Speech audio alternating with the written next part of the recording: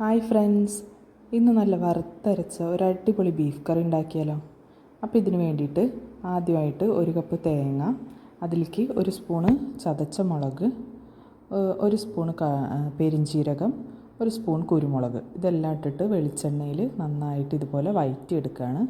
തേങ്ങയുടെ കളറൊക്കെ ഒന്ന് മാറി വന്നപ്പോൾ അതിലേക്ക് പൊടികളായിട്ടുള്ള മല്ലിപ്പൊടി, പിന്നെ നല്ല എരിവുള്ള മുളകാണ് ഞാൻ ചേർത്ത് കൊടുക്കുന്നത്. ഇത് ഏകദേശം ഒരു ചെറിയ സ്പൂണ്, പിന്നെ ഒരു സ്പൂണ് മഞ്ഞൾപ്പൊടി, ഇതെല്ലാം ചേർത്തിട്ട് ഈ മിക്സ് നന്നായിട്ട് വെളിച്ചെണ്ണയിൽ മൊരിച്ചെടുക്കുകയാണ്. തേങ്ങ നന്നായിട്ട് മൊരിഞ്ഞ്, ഫ്ലെയിം ഒരു മീഡിയത്തിലാണ് വെച്ചിരിക്കുന്നത് കേട്ടോ. അപ്പോൾ ഇത് നന്നായിട്ട് മൊരിഞ്ഞ് തേങ്ങയുടെ കളറൊക്കെ മാറി പൊടികളുടെ പച്ചമണമൊക്കെ നന്നായിട്ട് മാറി വരണം. അതുവരെ നന്നായിട്ട് വഴറ്റി കൊടുക്കണം.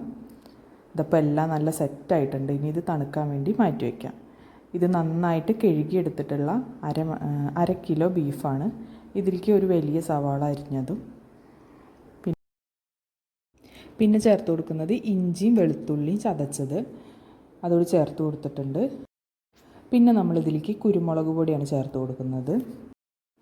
ഇത് ഒരു സ്പൂണോളം ചേർത്ത് കൊടുത്തിട്ടുണ്ട്. പിന്നെ അതിലേക്ക് ആവശ്യമായിട്ടുള്ള മഞ്ഞൾപ്പൊടി ചേർത്ത് കൊടുക്കുന്നുണ്ട്. ഇനി ഏറ്റവും പ്രധാനമായിട്ട് വിനാഗിരിയാണ് ചേർത്ത് കൊടുക്കുന്നത്. മീറ്റ് നല്ല സോഫ്റ്റായി കിട്ടാൻ വേണ്ടിയിട്ട് ഏകദേശം ഒരു 1.5 ടീസ്പൂണോളം വിനാഗിരി ചേർത്ത് കൊടുത്തിട്ടുണ്ട്. നമ്മൾ പിന്നെ അതിലേക്ക് തക്കാളി ഒന്നും ഇടുന്നില്ല കേട്ടോ. പിന്നെ ആവശ്യത്തിന് ഉപ്പും കൂടി ഇട്ടിട്ട് കൈ വെച്ചിട്ട് നന്നായിട്ട് തിരുമ്മി യോജിപ്പിക്കണം. സവാളയൊക്കെ എല്ലാ ഭാഗത്തും എത്തണ വിധത്തിൽ നന്നായിട്ട് തിരുമ്മി യോജിപ്പിച്ചതിന് ശേഷം കുക്കറിൽ ഒരു 6 വിസിലോളം ഇട്ടിട്ടുണ്ട്. അതവിടെ കിടന്ന് വേവട്ടെ.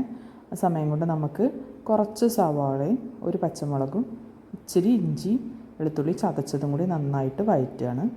ഇനി ഇതിലേക്ക് വേവിച്ച് വെച്ചിരിക്കുന്ന ബീഫ് ചാറോട് കൂടി ഒഴിച്ചു കൊടുക്കുകയാണ്. ബീഫ് വേവാൻ വേണ്ടിയിട്ട് ഒരു 6 വിസിലോളം ഞാൻ ഇട്ടിട്ടുണ്ടായിരുന്നു. ഇതിലേക്ക് നമ്മൾ നേരത്തെ തയ്യാറാക്കി വെച്ചിരിക്കുന്ന മസാല അരച്ചതാണ് ചേർത്ത് കൊടുക്കുന്നത്. തേങ്ങയും എല്ലാം കൂടി വറുത്ത് വെച്ചിട്ടുണ്ടായിരുന്നില്ലേ, അത് അരച്ച പേസ്റ്റാണ് നമ്മളിതിലേക്ക് ചേർത്ത് കൊടുത്തിട്ടുള്ളത്. ഇനി ഈ മിക്സ് ഇതിൽ കിടന്നിട്ട് നന്നായിട്ടൊന്ന് തിളച്ച് ഈ ചാറൊക്കെ കുറുകി വരണം.